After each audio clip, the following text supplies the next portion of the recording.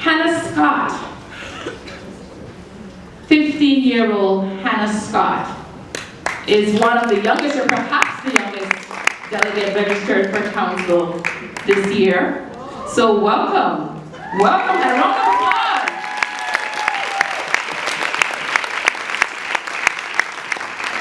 She's joined by Yen Eriksen, who is a YWCA Australia staff member and longtime community activist and advocate who is working with young people and other marginalized communities. And they're both joined by Caroline Lambert, the General Secretary of YWCA of Australia. The podium is yours.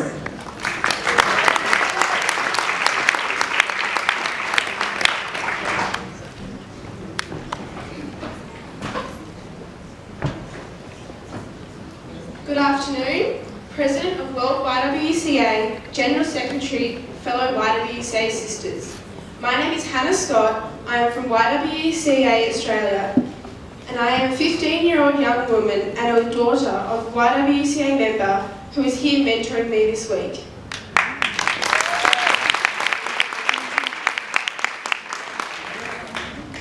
As one of the youngest women here at World Council, I would like to invite my fellow sisters under the age of 18 to raise their hand.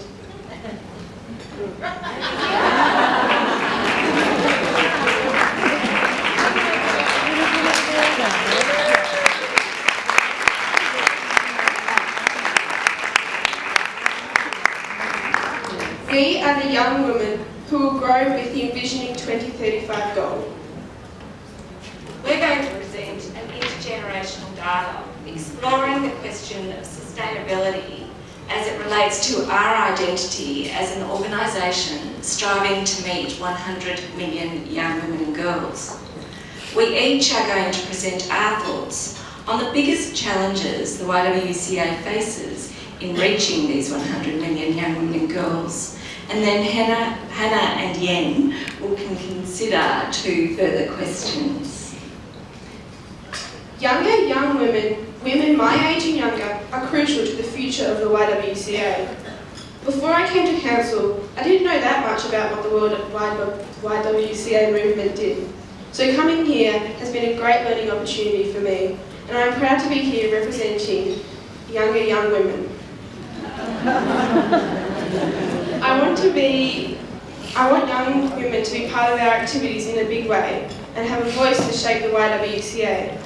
I want to be able to participate in activities like fun runs, social activities and career expos through my YWCA. Unless we create meaningful ways for young women to participate, they won't have any hunger to join or any reason to say, let's join the YWCA so we can change the world and have fun doing it. That's why it's important to let the younger young women tell you with their own voice.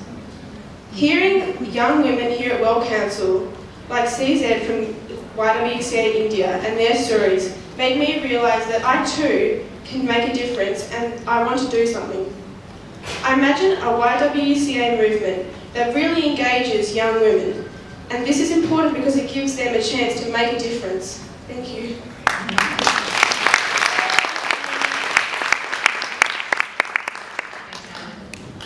So I'm Yen Eriksen from the YWCA Australia's staff, and I'd like to talk to you about how we as the YWCA can better walk the walk when it comes to our commitment to young women.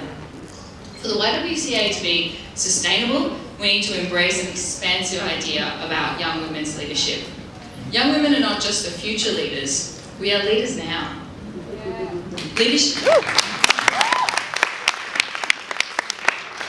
Leadership is more than just formal leadership like being on a board. We are leaders in our communities, our families, public and online spaces, and in the YWCA. In our commitment to young women, it's important to embrace an expansive idea of women in all of their intersections.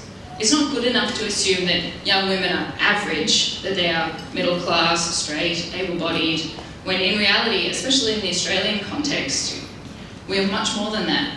We are Indigenous, we're queer, we are women with disabilities, we are women who are concerned about mental health, we are women who are daughters of migrants, and we are women who want to make a difference.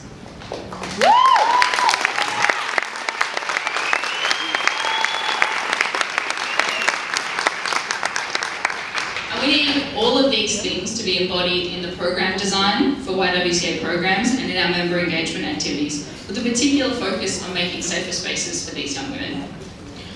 As bold and transformative leaders of the YWCA, I invite you not to be afraid of young women, because maybe we are idealistic, perhaps we're radical, progressive, but I think you were once too, and you still are.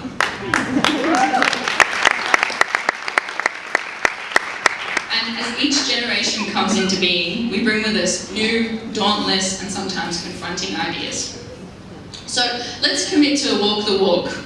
Let's commit to walk the talk. If we're going to engage 1 million young women and girls, let's make sure that we engage young women. Let's make sure we hire young women. Let's make sure we put young women in the centre of decision making. Let's make sure we treat them as the subject matter experts that they are. Let's make sure we give them real authority when we give them positions. And let's make young women the people who define the YWCA movement globally for the envisioning. Thank you.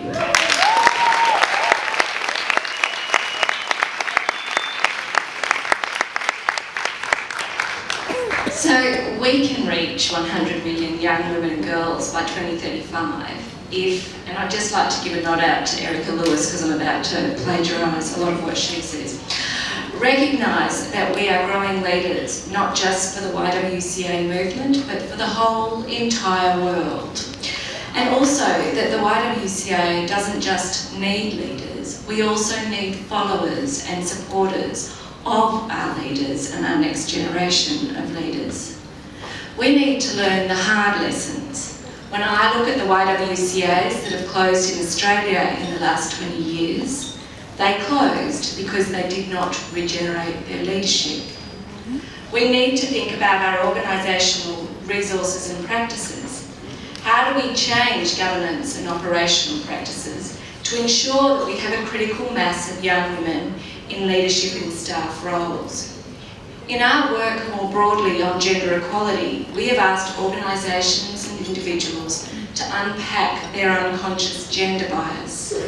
As an organisation now, we need to unpack our unconscious age bias. We need to allocate resources of time, people and dollars to ask, how will my association contribute to reaching 100 million young women and girls? And we need to understand that young women and girls are our market niche. Our young women's leadership programs can be commercialised, but they can also provide attractive funding opportunities to donors, corporate partners and government funders, and contribute to the income diversification and financial sustainability our goal envisages. So, Yen, how can the YWCA make a stronger commitment to understand what it means to be a young woman leader? Thanks, Cara. I think that the YWCA already does a lot of things to achieve this commitment, and I think that there are things that we can do with more veracity, and there are things that we can do now. In fact, I was really inspired by what Nora did when she got everybody to stand up, and we saw how many young women and older women and younger young women have a really strong commitment to the YWCA. And we've been talking a lot about mentoring this week, and I'd like to pose you all the challenge. Before the end of the day today, I want you to approach one other woman in the YWCA and ask her to be your mentor. She might be an older woman, might be a younger woman, she might be one of those women that you saw stand up just now that has had 10 years under her belt. And I want you to ask her to be your YWCA mentor. Commit to have one conversation today at council about her leadership journey and your leadership journey, and commit to have one other conversation after World Council about her leadership journey and your leadership journey. And then I want you to take a selfie, hashtag it with my mentor, hashtag it with YWCA 28, and we're going to collect them all, and it's going to be exciting. All right? Promise? Yes. Okay, today. Okay. Hannah? How can the YWCA help to make your imagined idea come true? Well, I want the YWCA to be able to provide me with resources and knowledge that I can use when I have an imagined idea, so I can actually put them into action.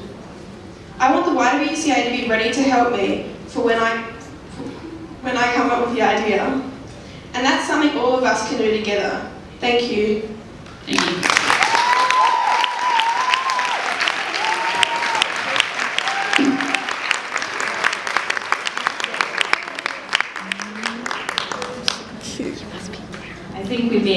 coined the new white phrase, younger young women. Okay. But it's interesting because Hannah's our youngest delegate at 15. And in 2035, she will no longer be considered a young woman. Very, very interesting. So are we really doing enough at the national, regional, and global level to really walk the walk in supporting our young women and supporting our younger young women? So we really have to look at what our global succession plan is in terms of our own leadership. So thank you very much for that. Another round of applause, please.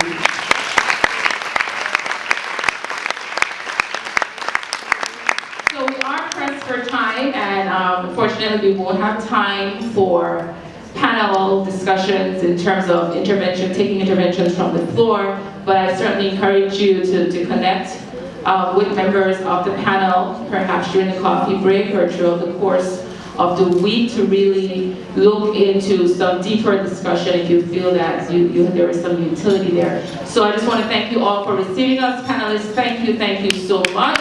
We posed a lot of very important questions for you to reflect on in the Indigenary workshops, and I want to remind you of the challenge, the mentorship challenge, to find another woman and ask her to be your mentor. We look forward to seeing those hashtags populating the internet. Thank you all.